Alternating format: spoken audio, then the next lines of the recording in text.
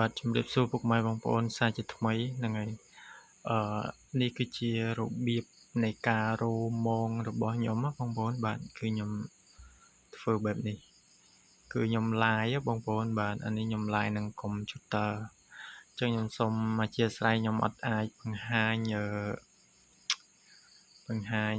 វីដេអូបានទេដោយសារតែវីដេអូហ្នឹងខ្ញុំធ្វើទៅបរទេសបងប្អូនបាទអញ្ចឹងអធិស្ឋានផងអញ្ចឹងអានេះគឺជា technique ក៏ជារបៀបដែលខ្ញុំស្វែងរកមកបងប្អូនយើង live យើងថតវីដេអូ original មកទៅមកទៀតយើងយកមក live នឹងកុំព្យូទ័រយើងដាក់វា loop បងប្អូនវា live ចប់វា live សារឡើងវិញអញ្ចឹងណា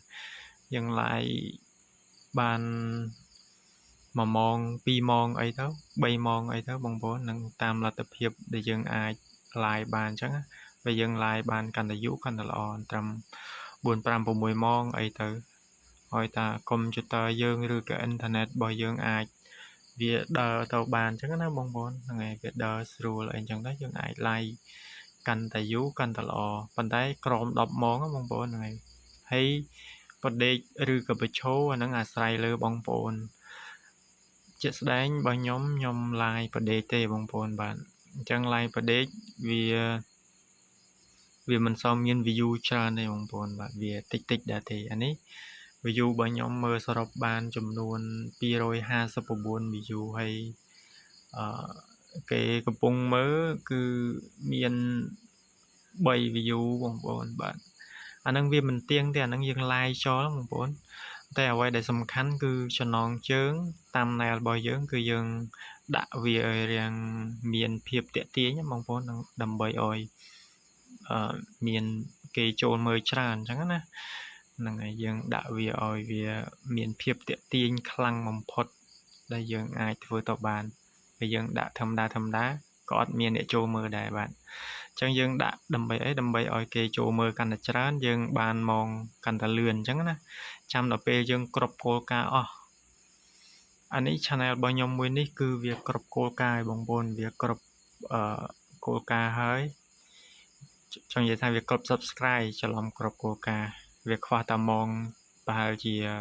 1000ម៉ោងទៀតទេហ្នឹងហើយអញ្ចឹងយើង live យកម៉ោងដើម្បី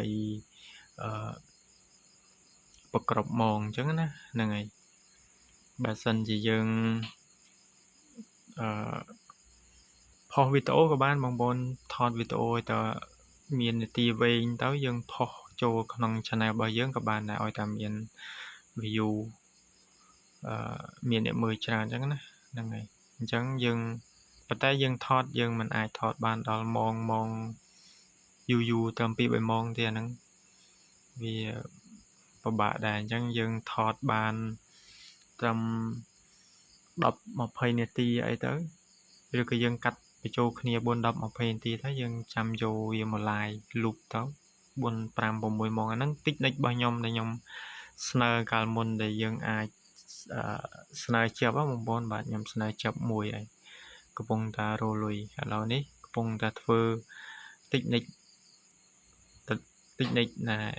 ដែលឯងបងប្អូនបាទយើង live យកម៉ោងអាហ្នឹងអ្នកមុនគេធ្វើតែអញ្ចឹងឯងបងប្អូនយើង live យកម៉ោងហើយគេយក channel ធំរបស់គេយកមកអូសគេអាច live រឿងឬក៏ live អីផ្សេងប៉ុន្តែអាហ្នឹង technique របស់គេធ្វើអត់ចាប់អត់អីអាហ្នឹងតាមគេតែជាក់ស្ដែងរបស់ខ្ញុំគឺខ្ញុំថតវីដេអូ original ខ្លួនឯងថតខ្លួនឯងហើយយើងយកមក live អត់មានអីទាញទេបងប្អូនអត់មានអីអូសទេគឺធម្មជាតិបាទអាហ្នឹងគឺរបៀបនៃការរោមងរបស់ខ្ញុំគឺខ្ញុំធ្វើអញ្ចឹងគឺខ្ញុំ live វារាល់ថ្ងៃបងប្អូនបាទ1ម៉ោង2ម៉ោងម៉ោងតាមដែលយើងតនេពេលយើងតនេយើង live តែអត់តនេអត់ផុសវីដេអូអីចោលទៅត្រឹម 4-10 នាទីអីទៅឬក៏20នាទីកន្លះម៉ោងអីទៅបើយើងអាចផុសបានឬក៏យើងមានវីដេអូណាថតបានយូរយើងផុសក៏បានដែរបងប្អូនបើយើងអត់ចង់ live អញ្ចឹងណាបើសិនជាយើង live គឺល្អដោយសារតែយើង live បានដាក់ loop ទៅវាទៅម៉ូទៅយើងបានយូរអញ្ចឹងពេលគេមើលបាន 1K 2K អី អាហ្នឹងពេលយើងកំពុង live អញ្ចឹងវាមិនអាចដល់ K ទេបងប្អូនត្រឹម20 30ឬក៏100 200ប៉ុណ្្នឹងឯងបងប្អូនតែតែយើង live ចប់យើងបិទយើងឈប់ live មួយអាទិត្យអីបានគេចូលមើលអីទៅវាឡើង view ឡើងអីហើយហ្មងវាឡើងទៅតាមនោះដែរអញ្ចឹងណាបើសិនជាយើងកំពុង live ចេះមិនសូវមានណាគេចូលមើលទេបងប្អូនបាទបើសិនជាមានគេចូលមើលកាន់តែល្អតែខ្ញុំ live រាល់ថ្ងៃគឺអស់ច្រើនហើយ2 300ប៉ុណ្្នឹងឯងយ៉ាងតិច50 60ឬក៏100ឬក៏ប៉ុណ្្នឹងឯងបងប្អូនបាទតែយើង live ចប់យើងឈប់ live មួយអាទិត្យពីរអាទិត្យបានវាអាចមានគេចូលមើលរហូតទៅដល់ 1K ឬក៏ 2K អី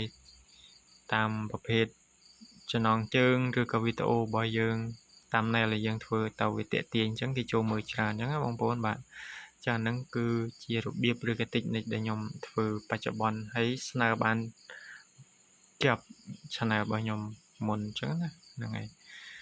ចឹងខ្ញុំចង់បង្ហាញក៏ដូចជាចង់ណែនាំឲ្យបងប្អូនធ្វើអញ្ចឹងដែរដើម្បីឲ្យយើង